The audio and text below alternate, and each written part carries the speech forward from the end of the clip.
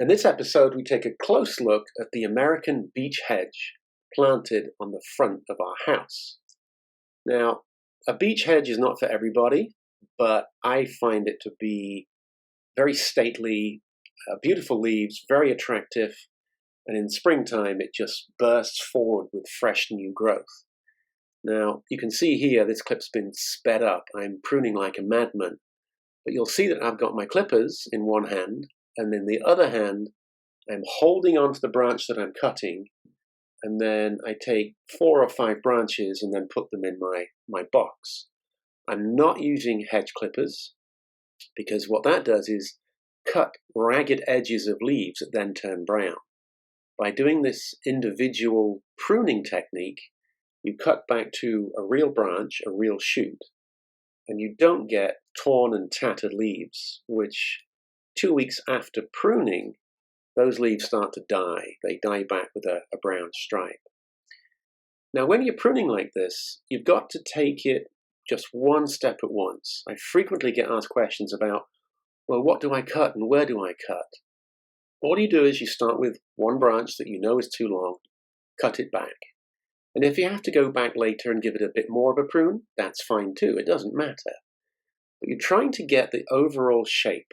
Now, this hedge is kept at the 4.5 foot range, or thereabouts. And if I see your branches growing an awful lot taller, they get cut back. What I like to do is kind of a rough first pass, where I reduce, I would think, at least 80% of whatever it is I know I'm going to cut off. And that way, I've got a much better visualization of the amount I would need to trim further. Very easy to cut off some large branches, go back and just get that slight taper. Ideally, you want a little narrower at the top and a little wider at the base. This whole job took maybe 15 minutes. It was a very easy start to finish project.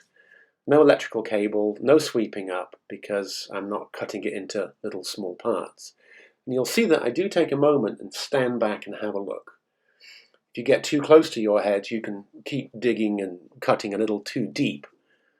Standing back, having a look, going back in and taking a few more small branches off is absolutely the way to go.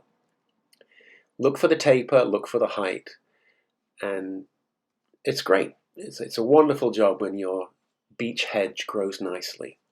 Now, if we go back a few months into winter, it's common for the American beech to hold its leaves. It's a bit like hornbeam. And you get this grey, bronzy, ghost-like appearance. This is back in March, and many of the leaves have been blown off. But it's not unusual to have a very large, thick hedge of beech hedge leaves, and that's what will happen as this plant starts to mature. Now, I like a return on my planting, and every springtime I take great delight in looking for the new growth of the beech hedge. And here you can see the shoots are opening out, and you get this very attractive concertina, beautifully packaged leaf shoot. And they explode in about 3 days, and they actually grow a foot.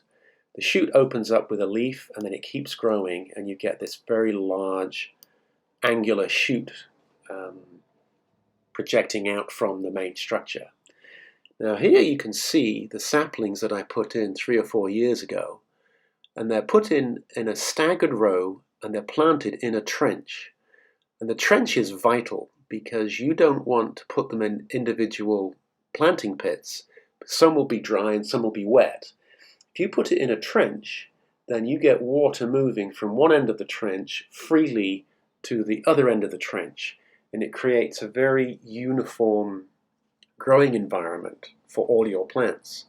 I think there are about 36 or 40 saplings that I planted here, and I lost just one of them.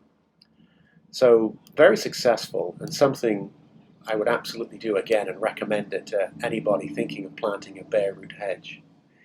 Here you can see that fresh new growth looking very healthy and verdant.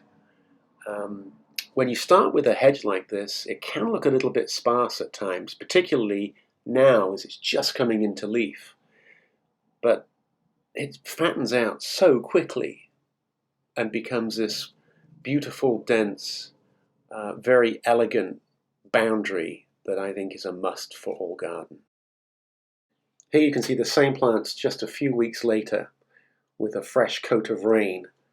And these leaves are 4 inches long, a couple of inches wide.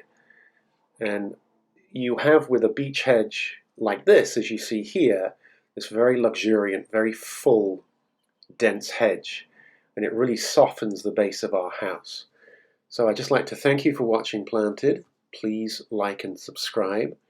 And if you don't have a beech hedge, maybe you should consider one. Thank you very much.